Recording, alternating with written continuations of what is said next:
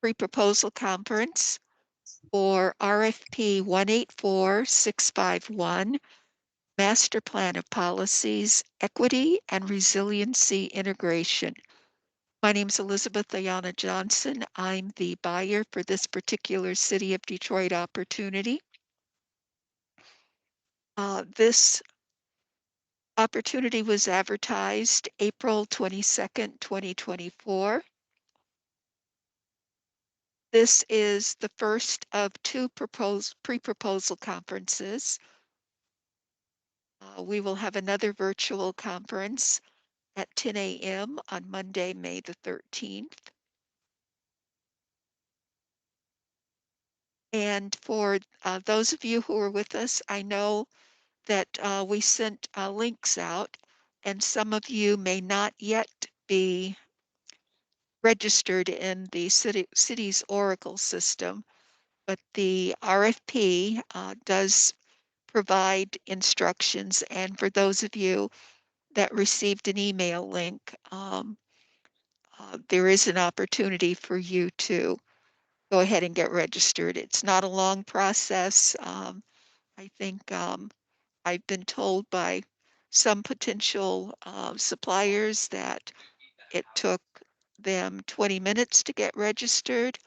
For others, a little longer. But you will have an opportunity during today's pre-proposal conference to introduce yourself and the firm or agency that you represent. So we're not there yet, as we are still admitting additional potential respondents to the proposal. So right now I'm just giving you an overview to let you know that we will receive proposals submitted through the city's Oracle system. This pre-proposal recording will also be posted later on YouTube, as we will also post the second pre-proposal conference. So just to let you know that.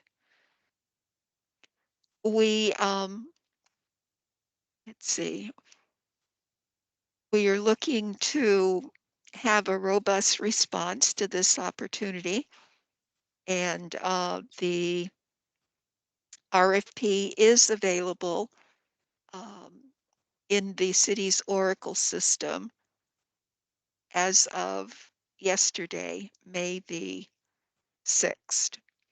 So if you are registered, the RFP is there.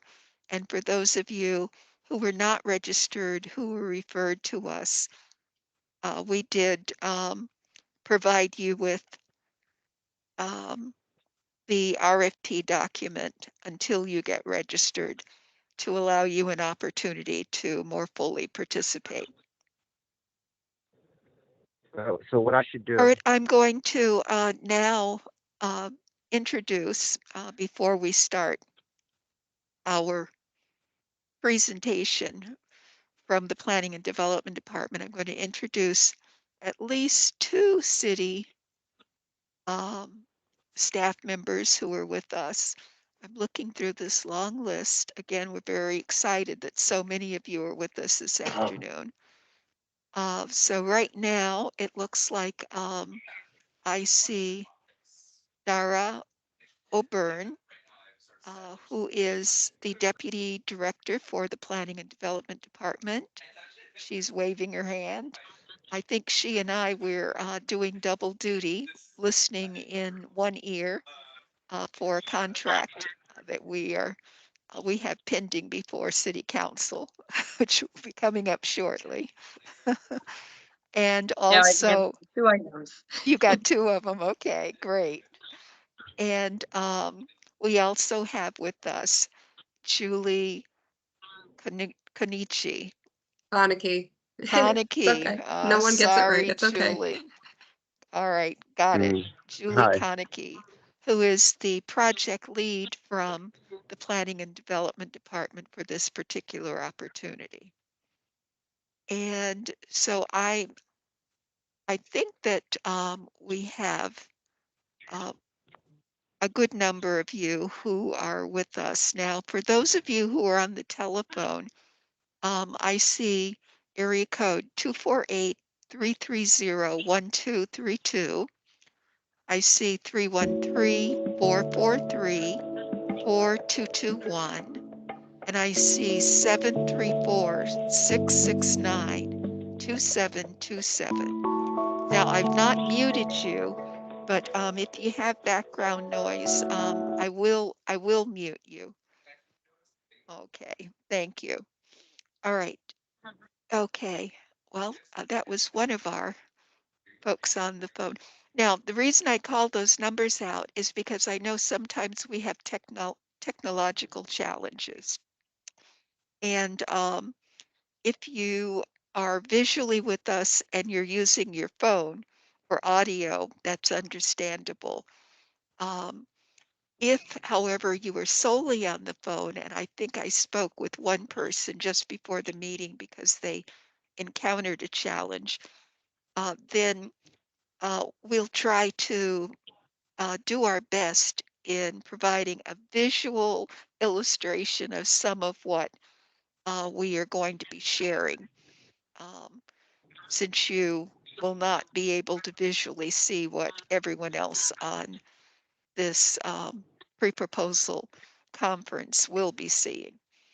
But know that, as I said, this pre-proposal conference is being recorded and will be available on YouTube, probably within, I don't want to push the time, but probably within a day of this meeting.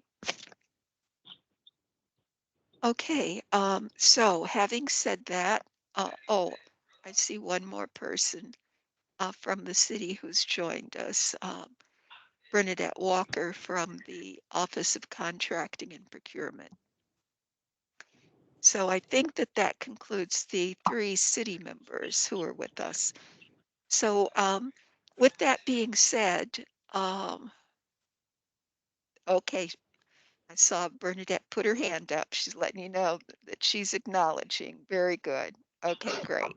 All right. Well, with that being said, I know you're very anxious to hear more about this opportunity, but we're very anxious to know who you are and who you may be representing. And we know that there may be teams of you who are with us on this call, and that is perfectly fine.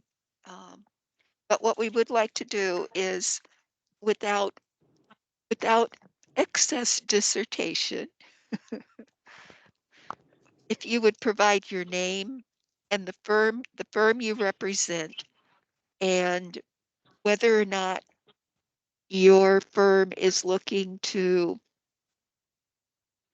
submit a bid proposal for this opportunity, with your firm being the lead, or if you were looking to be a part of another grouping's team. So that's what we'd like to hear from you, who you are, who you represent, and whether or not you think you might be a lead on this opportunity. The other thing I'm going to mention is this is federally funded. We're using Community Development Block Grant disaster recovery funds for this particular opportunity. And so, having said that, um, I can let you select yourselves because I see that there are about 30 of you on this call. The other 3 who are with us, I should say 29 of us. Okay, go right ahead, Ariel. Hey, good afternoon, everybody. Ariel Guerrero, him, his. I represent the ONG Racial Equity Collaborative. We are based out of Charlotte, North Carolina. Um, we are racial equity practitioners, particularly with an expertise in government, policy, procedure, and practice. We have been doing this work across the country for about 5 years now. I have my colleague Bernadette Onyanaka on with me, and we are interested in submitting a bid as the prime. I know there are others on here, so if others are looking at a sub role, we would be interested to hear from folks as well. Great. Thank you very much, Ariel and Bernadette, for being with us. Someone else?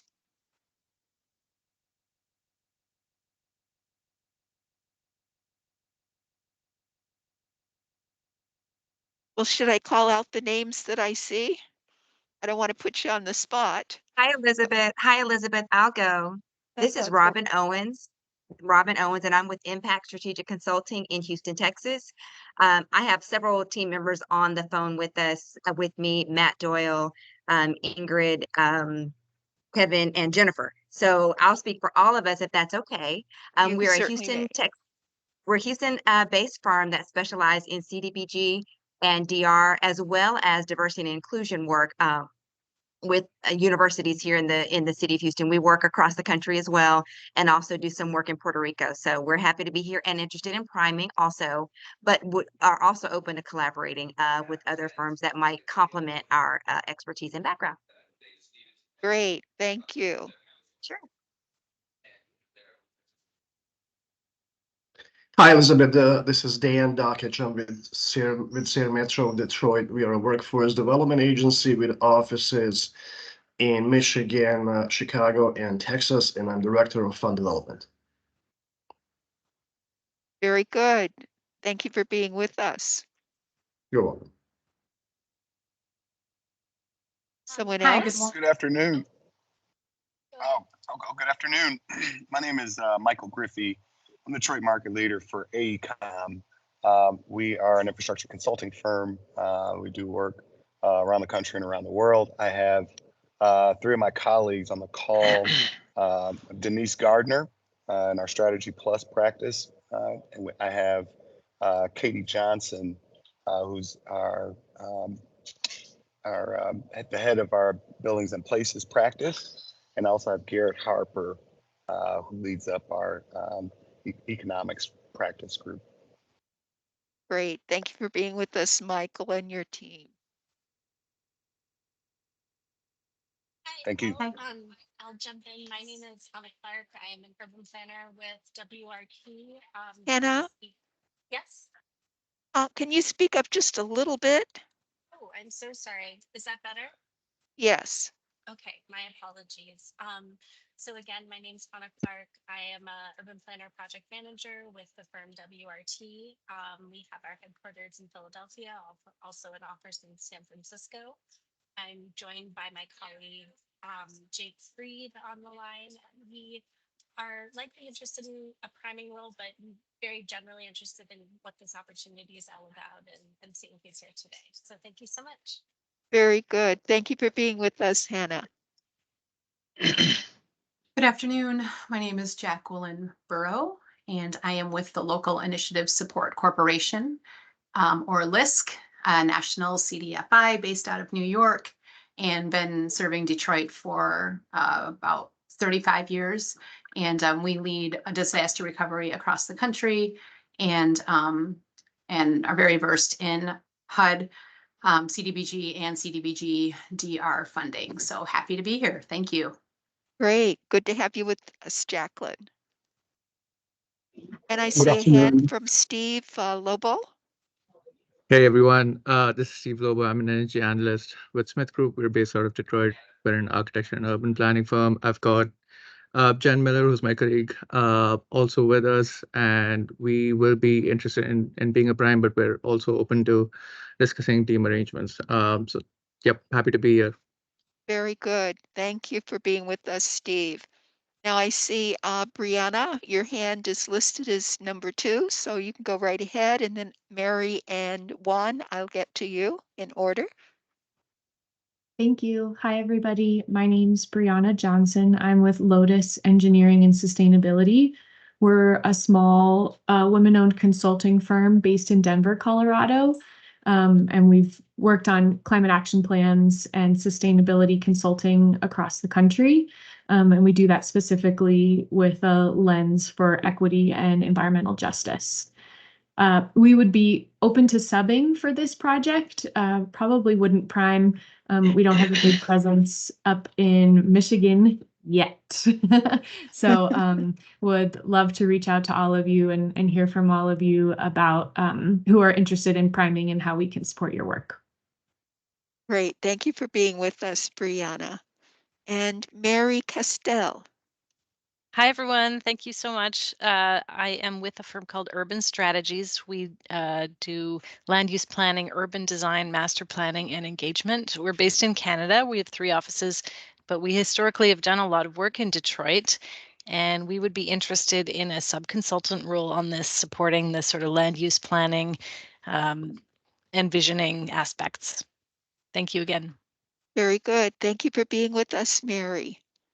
And Juan Herrero. Yeah. Yes. Hi, good afternoon. My name is Juan Sebastian Herrera. I work with HRNA Advisors. We are an economic development consulting firm with almost 50 years of experience providing strategic advisory services for I can say most of in some of the most innovative and complex urban policies, institutions, and projects across the country and abroad.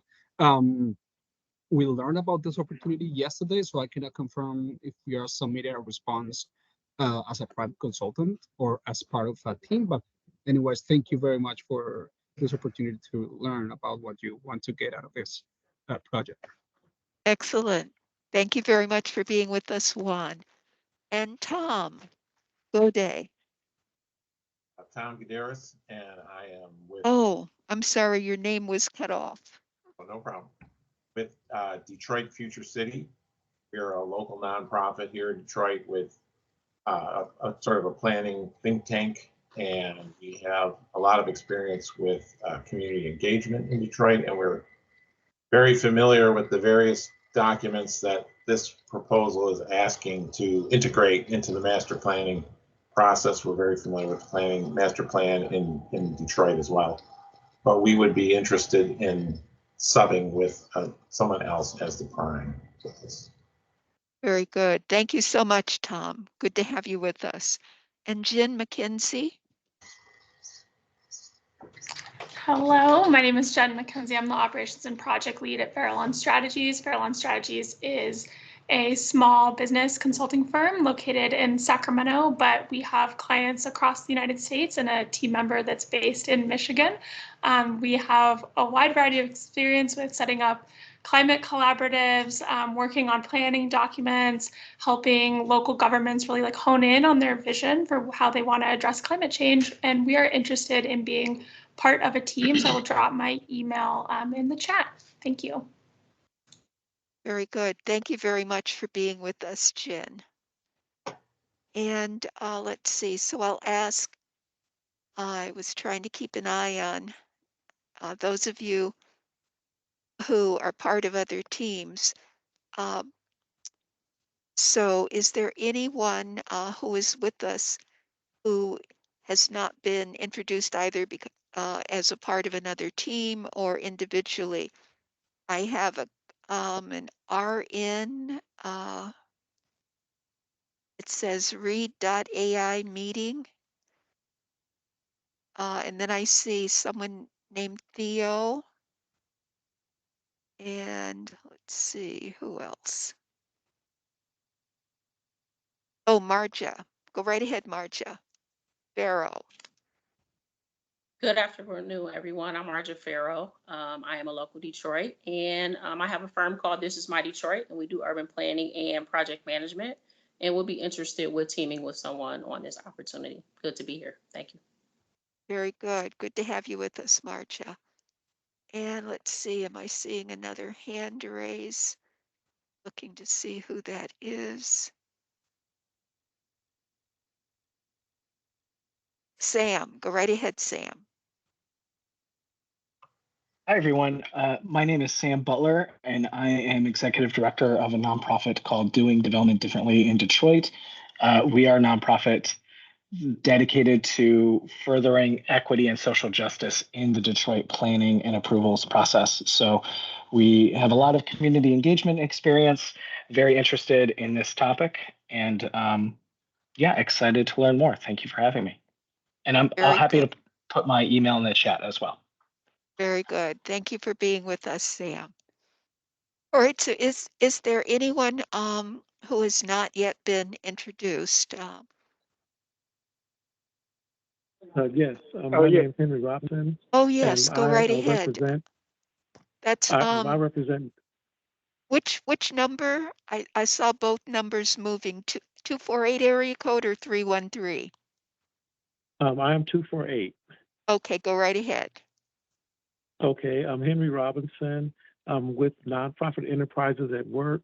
I'm based out of Ann Arbor, but we do a lot of work with nonprofits in the city of Detroit and governmental agencies around equity, diversity, and inclusiveness efforts. And we're really excited by the opportunity. And we can go either way as a lead and or a partner with someone else. Very good. Thank you, Henry. Appreciate you being with us. And area code 313, number 808-0388. Oh, yes. Terrell Dixon for Presidential Construction, Inc., based out of Detroit, Michigan. We do various things when it comes to like construction work and project management. And we'll also be very interested in partnering or subbing, things of that nature. Thank you. All right. Very good. So last call, anyone else who has not yet introduced themselves?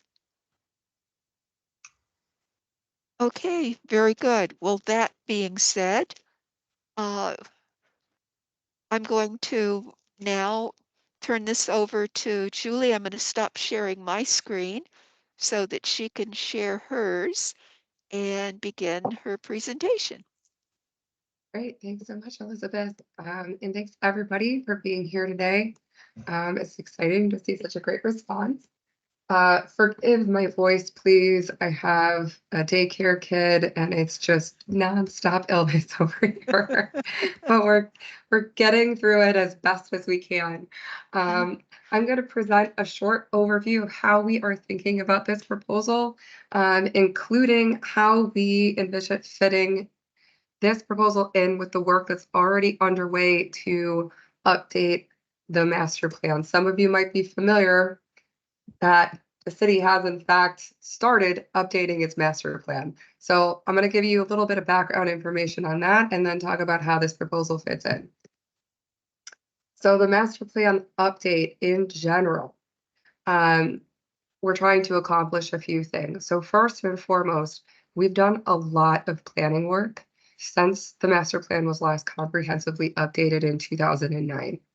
The Planning and Development Department has done framework plans, but other city departments have also done citywide plans, the Parks and Recreation Strategic Plan, or a number of plans that our Office of Sustainability has put out, our climate strategy and our sustainability agenda, which will be of particular importance to this RFP. So first and foremost, to review all of that planning work that has come before and look for ways that those plans are aligned, maybe ways that they're conflicting, and then figure out how we codify those into the master plan. Second, we want to make sure that the master plan overall is better informing strategic decision-making about where development goes and how the city invests its dollars to support that investment and support our neighborhoods and residents.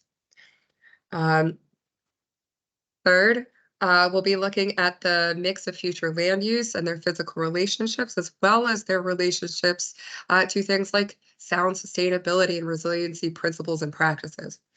And then finally, to engage community members and build consensus around city planning efforts. So all of these goals, I think, will marry nicely with the scope of work that we have here, because it will feed into the final master plan document.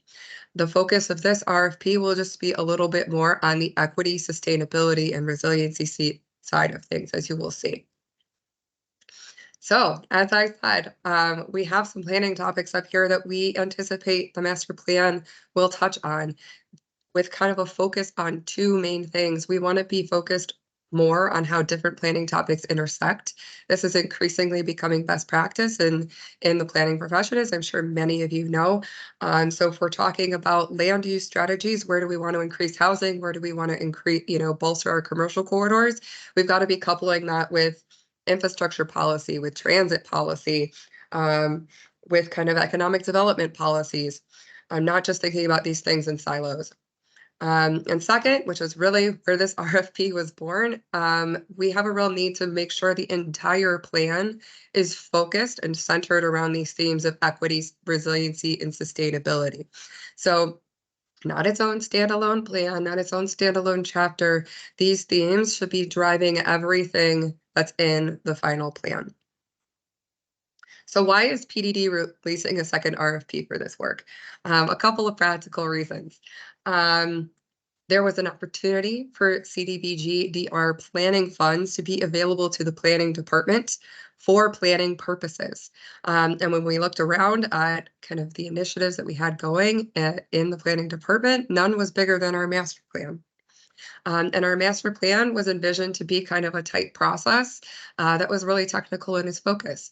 This RFP and this available funding source gave us a chance to go a little bit deeper on topics that are directly related to this funding source. So that's more robust incorporation of sustainability, resiliency, disaster recovery, and hazard mitigation planning into the master plan. Not just kind of a cursory review and a look at where those policies can be incorporated, but a deeper dive, thinking about how the recommendations in those plans can inform our land use planning, for example, can inform our transit policy more intentionally, as well as look at any gaps in those plans, any places that we need to advance that work.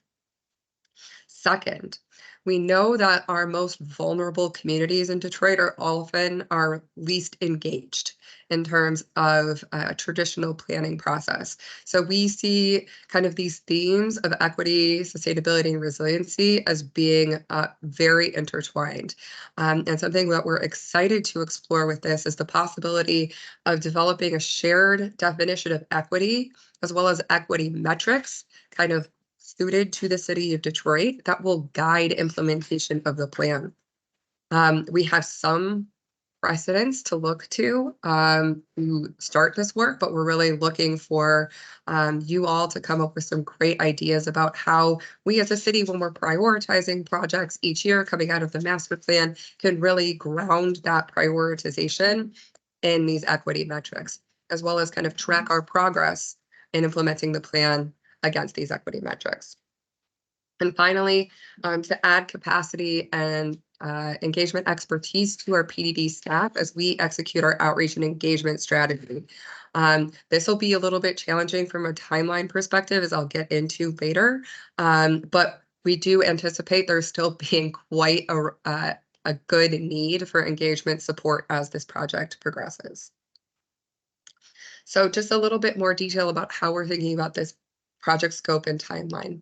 The equity and resiliency scope, we basically mirrored the task breakdown that we have for the ongoing master plan update scope of work, with kind of two key added components that are highlighted here in purple, that community engagement support, and then the implementation tracker, which is what we're calling our equity metrics, the kind of dashboard that we're going to be using to keep track of how we're implementing the plan. So in those first couple of phases, we have data collection and synthesis of the plans. So that'll be reviewing those previous plans that I mentioned with kind of a focus on those plans that our Office of Sustainability and our emergency preparedness plans, things like that, that are more kind of directly relevant to the topics outlined in the RFP. Identifying needs for additional data collection and analysis. Our Office of Sustainability has started some of this work from the previous plans that they've done, but they're also working on advancing some of that vulnerability mapping right now. So we envision this to be kind of similar to the previous plan review task, where you'll be kind of looking at where the city is at currently, and then identifying ways to carry that work forward versus starting from scratch. And in this phase, we also anticipate kind of starting to look at best practices, the data that we've collected, the ways that we're parsing and mapping these vulnerabilities and disparities to start informing what equity metrics could look like. That task C, community engagement task, in this scope of services, which we would be looking for assistance with planning and scheduling engagement. We have sort of a rough outline of the different tasks that we think, or the different types of engagement that we'll be doing. Those are in the RFP.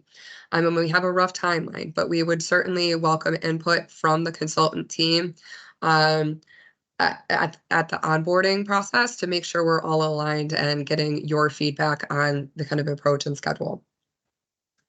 Helping us facilitate meetings and promoting events. And this could, depending on the capacity of your team and whether they're based here in Detroit, include support for flyering. Drafting meeting agendas, discussion questions, and then helping us document and synthesize the feedback. Our Detroiters are very keen on making sure that we're always reporting back out what we're hearing in our meetings. So we anticipate this to be kind of a heavy lift. But once we have a process and it's rolling, we would be looking to the consultant to help us pull all that together and then make sure it's shared out publicly. And then finally, we would love assistance with translating materials and or training staff facilitators for focus group discussions. So if that's a particular expertise of your team, we would love you to budget for it and or highlight that in your RFP response.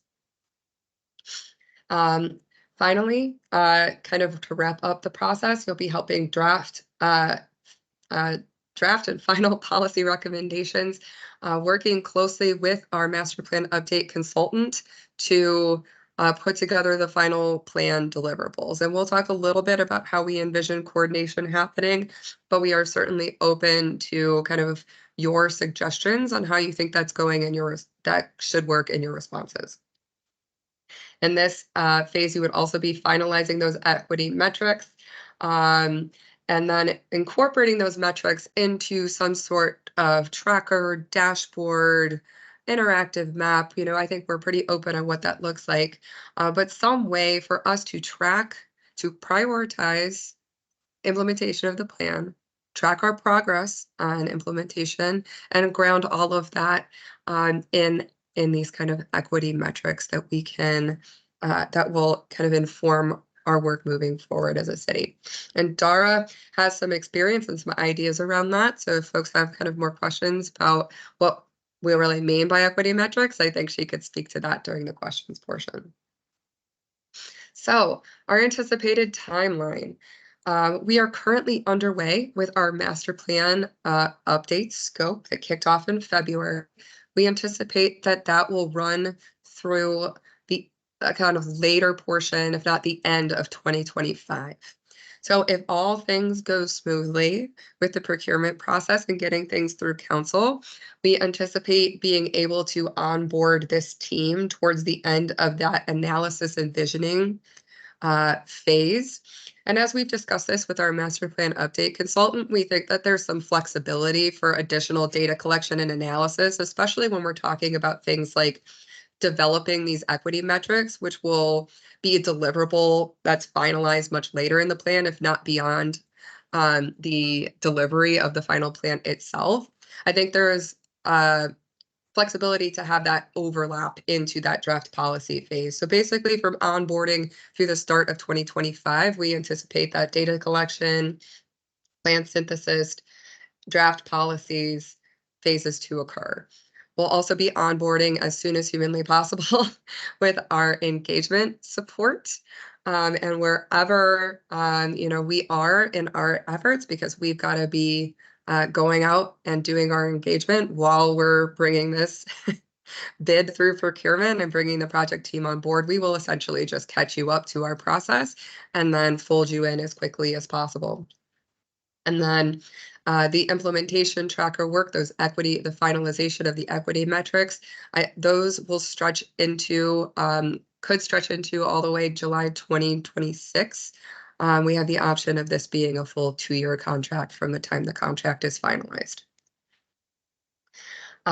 So just to recap, the technical team, which is what we're calling the team that will be the successful bid on this proposal, will be responsible for the following. You will support creation of the final plan content that will be driven by your data collection and analysis, as well as review of the previous plans. And you'll be kind of helping the master plan update consultant fold in those key kind of themes: equity, sustainability, resiliency, based on your expertise and the review of the previous plans.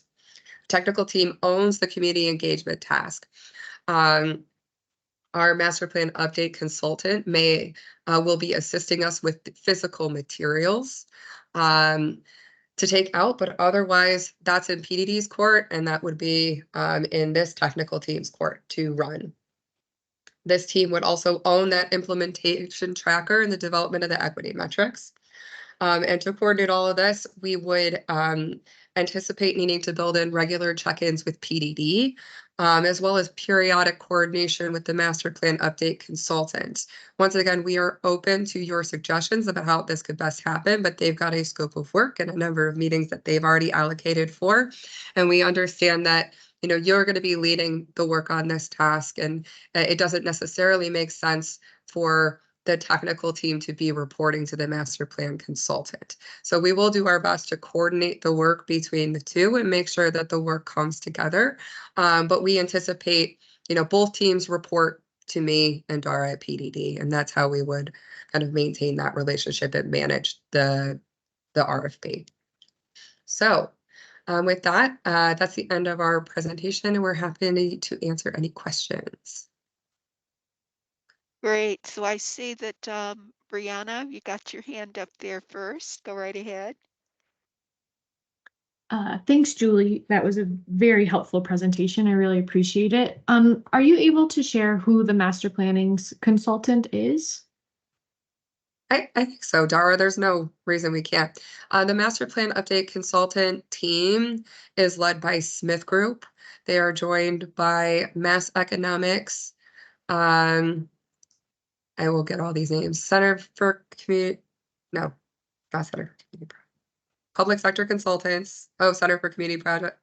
I shouldn't speak out of turn on this. Mass Noel Consulting, Detroitography, Spalding to Decker. Those are the ones I can remember. Yeah, but led by Smith Group. Great, thank you so much. And Garrett Harper. Yeah, hi. I just wanted to clarify. I think you said something just now. So the RFP mentions that this technical team would be reporting to the master plan update consultant. Does that mean that they're also part of the selection process, or is that just what you were just describing about how it's coordinated? I think ideally, in the way we worded the RFP, we would love for there to be that good connection and coordination between the teams. And I think the way that it would work most smoothly is if you had that open communication with the master plan update consultant, because they do own the deliverables portion.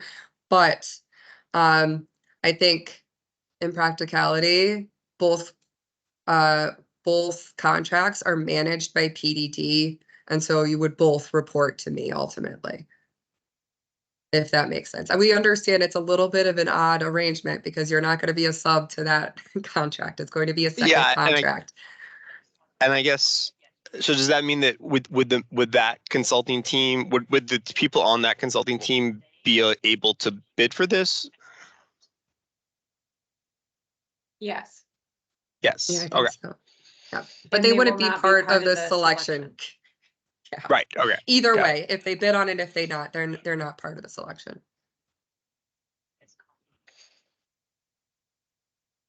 Other questions, comments?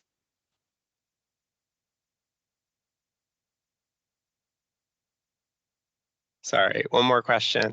The community, when you say that this contract owns the community engagement process, that means for the entire master plan of policies effort, the community engagement for the overall effort is under this contract as well. Yes. Okay. And PDD is currently leading that. So we'll have a head start on that. It won't be kind of planning the whole thing from the ground up, but it will be The scheduling, the run of show for meetings, facilitation, promotion, compiling the feedback and posting it publicly, synthesizing it to help inform the plan, all of that stuff. Thank you. And so I'll ask, we have 3 people on the phone. Henry, area code 248, did you have any questions?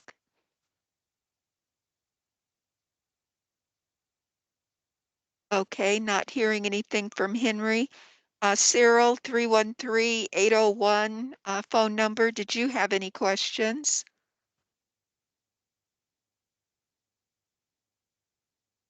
And then I know 734-773 was with us earlier, and then you must have dropped off. You're Here. back with us. Do you have any questions? No, I do not have any questions. Okay, great. All right, well then, Sam, go ahead with your question, and then I will go to Juan. Great. Julie, thanks so much for going over all of those different elements. You mentioned that your team has already spent some time thinking about the equity metrics and how that might be implemented or rolled out. So please share what you guys are thinking on that. I think we've thought of some examples or precedents that we like as a starting off point, and maybe Dara, you could speak to those briefly. Yeah, absolutely. Thanks, Julie. I think what I would say is we've thought about how we want it to be incorporated and less about what it actually will be. Because I do think the community engagement process will inform, how we go about this based on the kind of priorities that we're hearing from the community and from our stakeholders. But really, wanting to come up with a consistent and readily available set of kind of data sets that the city and all of our departments can use moving forward from the starting point of kind of disparity data, and then establishing priorities and metrics from that to help us achieve our goals overall. And kind of embedding that in the master plan, but then also making sure that it is then accessible and available to other departments as they're doing their planning work or prioritizing their spending, for example, in capital planning, to be able to then use that those same priorities and those same metrics. So I would say that's the high level. And I would say some of the examples we've been looking at, full disclosure, I worked at the city of Oakland before coming to Detroit. So they have a really strong race and equity team with a lot of equity frameworks embedded in their planning work. So that is kind of where my head often is, but we know that there's a number of other cities that have good examples as well that we've been looking at.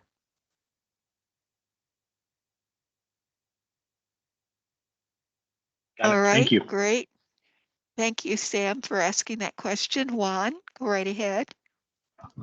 Yes, thank you. I haven't seen the RFP yet, so I apologize in advance if this is addressed there, but does the city have any budget or any maximum amount set aside for this particular scope? And the second question is, does the city have any MWBE requirement for this RFP? All right, so I'm going to answer the first question. And so we appreciate everyone always ask, what is budgeted? We do have a budget. We do have dollars that are set aside. But based on past experience, we feel that it does not promote good competition for us to share that information. And so for us to look at, the real competitive nature of what we are soliciting, we'll keep that close to our chest. And then in terms of your second question, I'll let PDD respond to that. Dara, I believe in this case, because the funds are federal, that there is no target for disadvantaged businesses. Correct. We follow the federal guidelines. We follow the federal guidelines, yeah. And Juan, the RFP and all of the RFP attachments, if you go to the City of Detroit official website, and then look for items out to bid, you will be able to download the PDF of all those items without, needing to be registered in our Oracle system. For those firms that are already registered in our Oracle system, you're able to access that internally through Oracle. But again, it is available on the official City of Detroit website for download under items out to bid. Thank you. Other questions? I have a question. This is from 734-773. My name is Valencia. I'm calling from Network Logistical Solutions. I need to know, you mentioned something about meetings that discuss the scope of work. Have they already began? And I thought you mentioned something about future dates of when those discussions occur. Is that something that's open to everyone to receive? And if so, how do we obtain those dates to be a part of a discussion? So are you speaking about the city's currently engaged work with the master plan update that we are involved in? At the beginning of the presentation, Julie shared a slide. I think it was called Plan Update, Julie. And I know that there is a link regarding the work that the master plan update is engaged in that people are able to access online. So note that the master plan update process has only been active for a couple of months. So don't look for deep, loads of information necessarily there. But that is available to the public at large through plan update. And if you're looking for information about public meetings for the master plan, either that we've had already or will be having, our website, plandetroit.com, will have all of that information. If you're looking for a meeting specifically about this RFP, I believe Elizabeth mentioned that we'll be having an additional pre-proposal meeting next Monday. But there hasn't been any other meeting before this one that discusses this scope specifically. I think with presentations to council and even in the downcast, we discussed that it was forthcoming, but did not go into detail about any of the details in terms of what would be included in the RFP or even to the level of detail we're discussing today.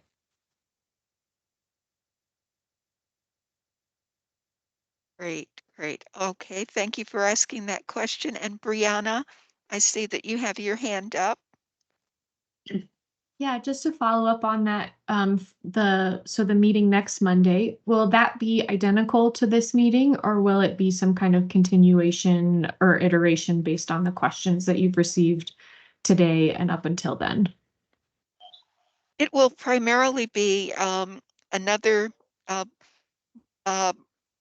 brush of this meeting, and that is in case there are others who were not able to join us today, they will have that same opportunity to get the overview and to understand what the expectations are and how there is any coalescing with the master plan update and how our planning and development staff members see that they will manage both contracts and both teams of firms that are engaged in the two aspects.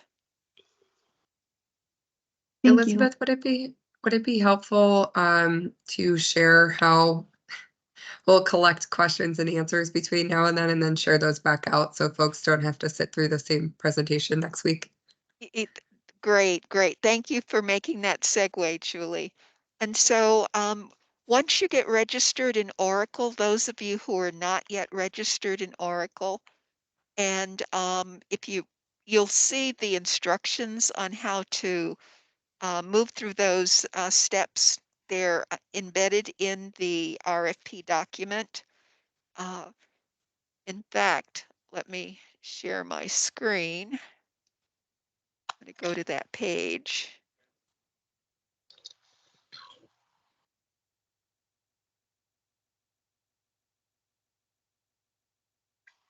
So get ready to share my screen. So I'll mention to you also that the questions will be collected through this process via Oracle. So once you get registered into Oracle, and if you're able to see this e-procurement open assistance sessions, this team from our Office of Contracting and Procurement are able to get you registered. So there's a supplier registration that takes place typically on Mondays at 10:30, but also on Thursdays at 1 o'clock. These sessions are about 30 minutes. They're not canned sessions. You have a live presenter from our e-procurement team who will be able to answer any of your specific questions. They'll show you how to update your profiles, how to respond to bids. They'll take you through invoicing. And then they have open office hours on Tuesdays, 3 p.m. and Wednesdays at 9:30 a.m. So if you're not the person who's going to mechanically be submitting your proposal, whoever might be a part of your team, if you are looking to be a prime in this prospect, you would then share this information from the RFP. It's on page 17 of how to get registered to be able to do what needs to be done. Now, the other thing that I'm going to mention to you is right now, we have the, let's see, we have May 17th at 10 a.m.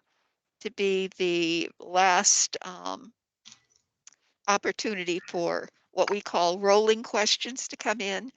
So from today moving forward, you can post those questions in Oracle messages for this RFP, and we will get those questions answered. Some questions, maybe OCP, the Office of Contracting and Procurement, maybe it's more appropriate for us to answer, and then other questions may be answered by the Planning and Development team, Planning and Development Department team.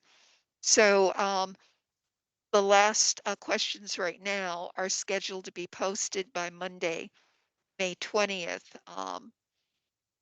And we're looking at the proposals being due on May the 22nd at 1:30 p.m. in Oracle. Because these are federal funds, we're required to also do a public recording of all the firms that submitted proposals. So having said that, we're open to hear your additional questions, reactions, comments.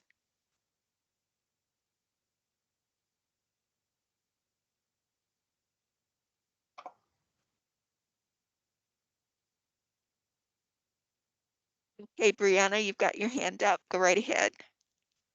Thank you. I think you might have mentioned this, but if you could just clarify, are proposals due electronically, hard copy, or a combination? So we look for all of our proposals at the city to be submitted electronically through our Oracle system. Great. So once you're registered, you will have a supplier profile, and through that profile, you will then identify the opportunities that you want to submit proposals. In this instance, it would be proposals, but we have other solicitations that are out. So the numbers for you to focus on in our Oracle system, you won't necessarily see RFP until you get to the actual document. In Oracle, uh, the opportunities are labeled negotiations. And so sometimes that can throw new people off, but the negotiation is the opportunity. And the numbers that you need to focus on are actually the numerical digits 184651. So if when you're doing your search for the opportunity, you're searching for negotiation 184651. So whether you're looking on the city site because you're not yet registered, just type in that number 184651 and it'll bring up the opportunity. And then there will be an option for you to be able to download the PDF and all of the attachments that are part of that if you're not yet registered. If you are registered, again, type in that number in your search from your supplier portal and it will take you to the RFP opportunity. You'll then be able to download the PDF RFP document and the attachments. And then our e-procurement team that is available to assist you with registration. They're also able to assist you with any technical questions that you may have about that process. So I know a number of you who are on this call may be new to the city's Oracle system. It's not hard to navigate once you get in and start navigating around. And I always encourage folks before you submit your opportunity, if you've never submitted your a bid opportunity to the city before, you can do a test run and try a test, see whether or not you were comfortable with it, whether or not it's saved what you submitted. If not, our technical team is able to assist you and take you through a step-by-step process if need be.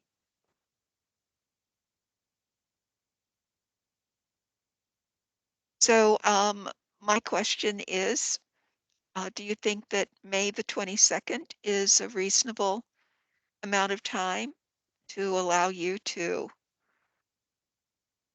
prepare a proposal submission, pull your team together, and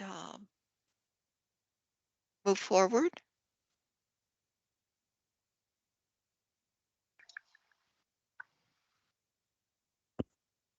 I'll jump in and just share. I think getting the questions on May 20th and then having it due on the 22nd is a little bit tight, just based on what the responses to those questions could be. That's just my original reaction. Now, remember, I indicated rolling questions. So that means you don't have to wait until May the 17th to submit any questions that you have. Great That point. was just simply any last round of questions. It may be that once you get into the process of actually putting your proposal together, that something comes up, during your team's work and activity that you then realize that, gee, we didn't ask that. So we're suggesting that May 17th at 10 a.m. Might be last opportunity to do that, to allow then our planning and development team, if needed, to be able to provide a response that we would then post by May the 20th. That's So helpful, we don't want Elizabeth. you Thank holding you. back any questions that you have. If you've got them and they come to mind after this proposal conference is over, you have the option. You don't have to wait until next Monday. You can go ahead and submit your questions. Now, if you're not yet registered in Oracle, then that means that you could send your questions to me. I then would post questions to Oracle so that everybody who potentially is responding may see them. I could certainly facilitate it that way. And in Oracle, when we collect the questions, we don't identify any firms.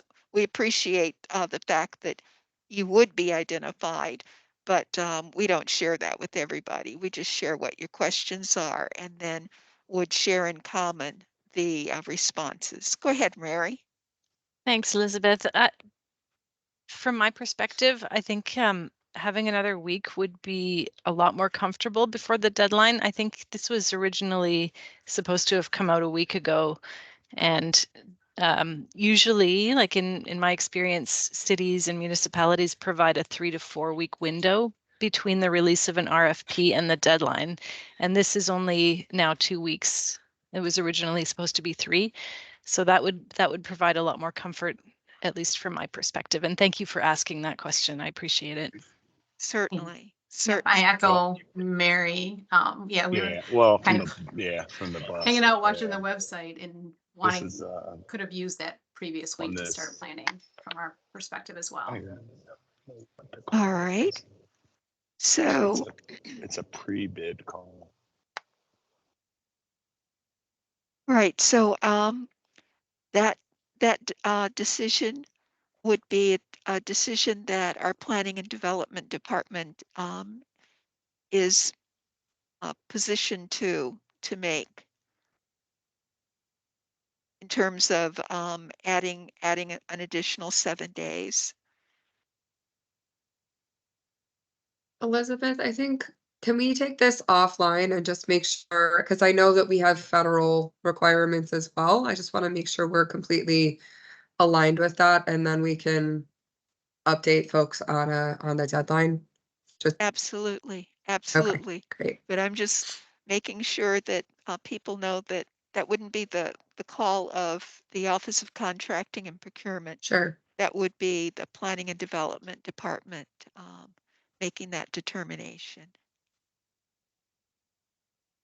So the other thing that I was going to mention to you were dates. We would be looking as the evaluation committee to identify a short list of proposals for potential interview if that were to be the case. And so we typically allow at least a week for our evaluation team to be able to review all of the proposal responses. And we then typically are looking at coming together in agreement on who would comprise what we call a short list for interview. So we would ask you whatever the end date is for the proposals to allow at least 2 weeks for potential of being asked to interview. And when we speak of interview, we really would not be wanting a presentation from you of what you put together in your proposal, but the committee having reviewed it, we would have specific questions potentially to ask. Now, if we don't have any questions about any of the proposal submissions, then there might not necessarily be a need for you to provide an interview question response. In that instance, the interview might take a different perspective that we would be looking at. So just want you to know that whatever that end date is, we would be looking to identify a short list for interview. And I'll say in terms of teams, some of you indicated that you might have an interest in partnering and being a part of a partnership. We don't have any maximum limits on how many teams can partner. I'll simply say that, but we do look as evaluators at whether or not it appears to be a workable group in terms of responsibilities. You would need to identify responsibilities. And then again, for those of you who are new to doing work with the city, we would be finalizing this with a professional services contract. That contract is one of the attachments on the RFP. It's attachment number E. We would want you, before you submit your proposal, to look that contract over to be certain that you're comfortable with the contract language that we have, and that if there is different language that you'd like us to consider, that language must come in with your proposal response. We won't entertain any changes to the professional contract after the fact. So look that over. There are, let's see, I'm going to share with you, since some of you indicated that you've not seen the RFP, so I've shared with you briefly a segment of the RFP, but here are a few of the attachments. So attachment 1 is a respondent questionnaire. We want to know about your experience, your organizational makeup, and this would be where you would indicate to us which other firms would be a part of your teams. So we would want you to provide a response to the questionnaire. So that is attachment A. We also have attachment B, which is titled Proposal Introduction and Solution or Approach. So at the city, we've been, move this over. We've been trending toward receiving solutions based responses, or an approach. You would need to explain your method of approach for this RFP. So this is an overview of what we'd be looking at: a proposal introduction, proposal solution approach, project timeline schedule. Julie shared with you what the city's project timeline is. And then there is a section called technical approach. So in terms of the data that your groupings would be generating, that would probably be best included in your technical approach. And then in the RFP and also in the professional service contract, there are sections that speak to data storage and what the city's expectation may be regarding data.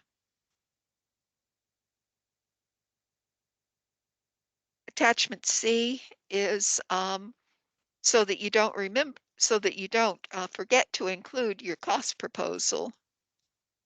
I did have on one occasion a team who put together a wonderful proposal, but they forgot to submit their cost proposal.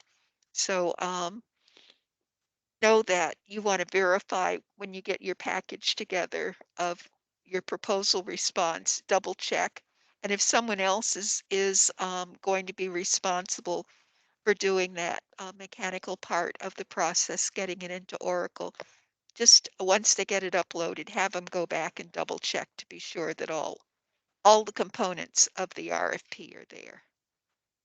And so, again, this is just indicating that we want to see a fee schedule if your firm is the prime, and if you have any subcontractors, we want to see their fee schedules also.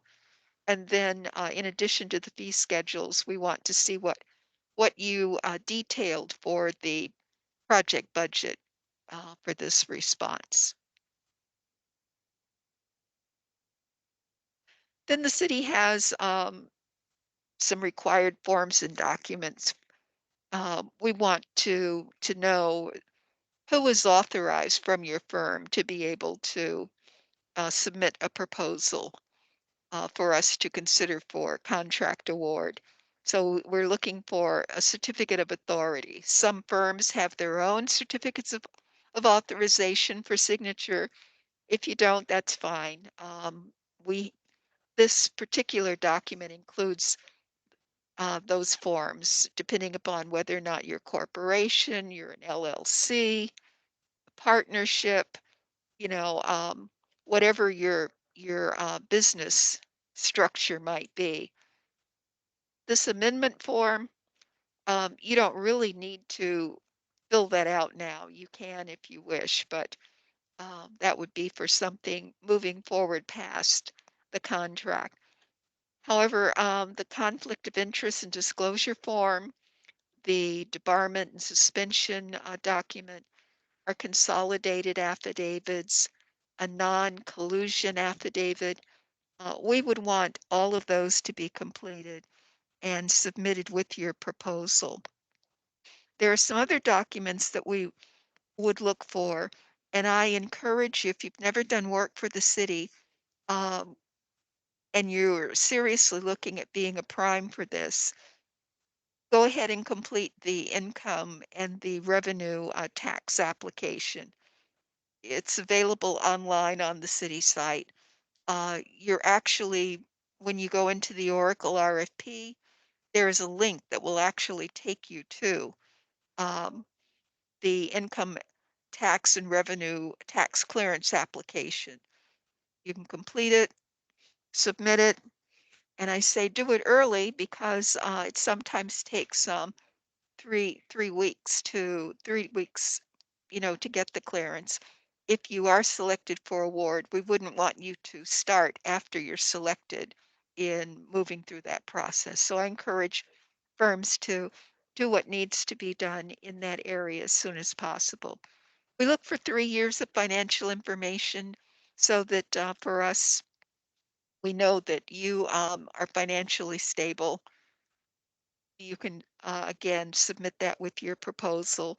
It will not be reviewed by the evaluation committee. I always go in and pull that out and put it in a different folder for our Office of Contracting and Procurement team to do our analysis.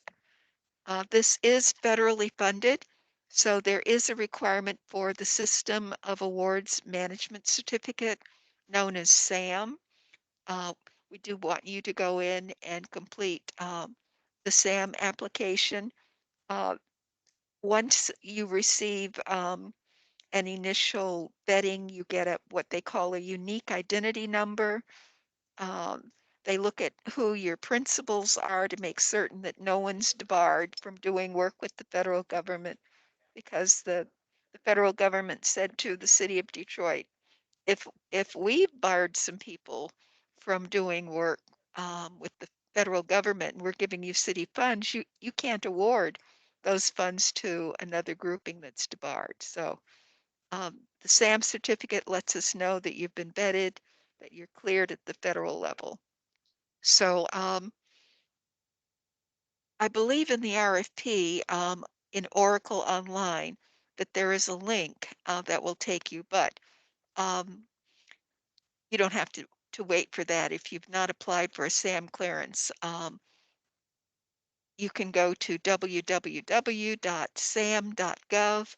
and sometimes when you put that in, I tell people don't Google it, because if you Google it, you'll come up with all kind of third parties who will charge you, and they actually delay the process because they're a third party. They're a step away from the actual federal government. You're better off applying for your SAM certificate directly through sam.gov.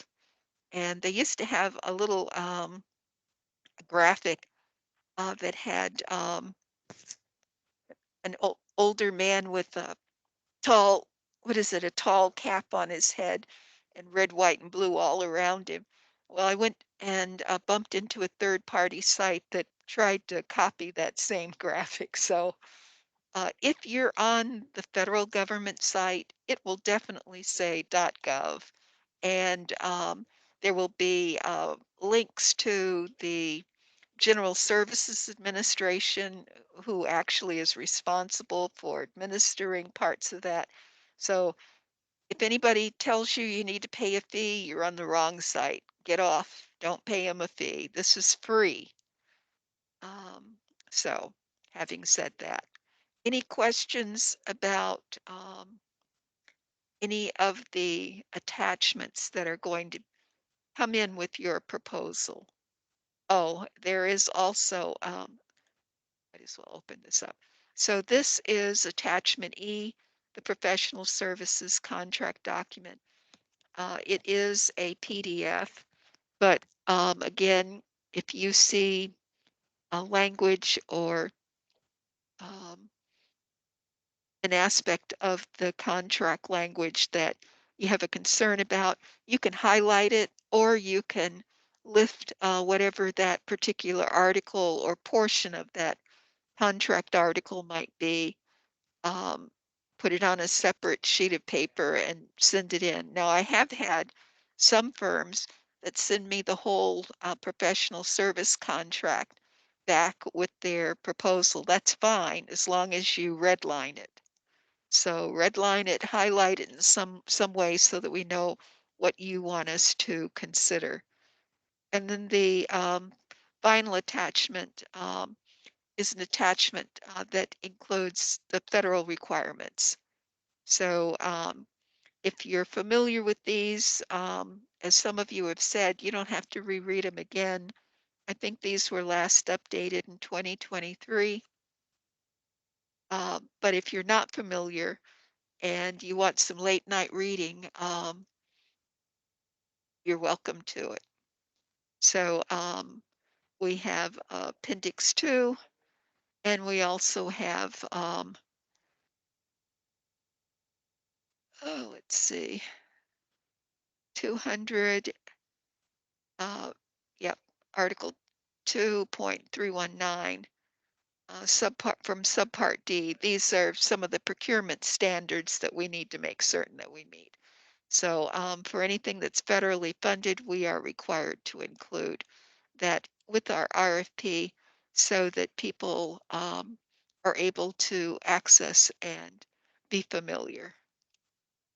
So having said that, um, any further questions that you may have?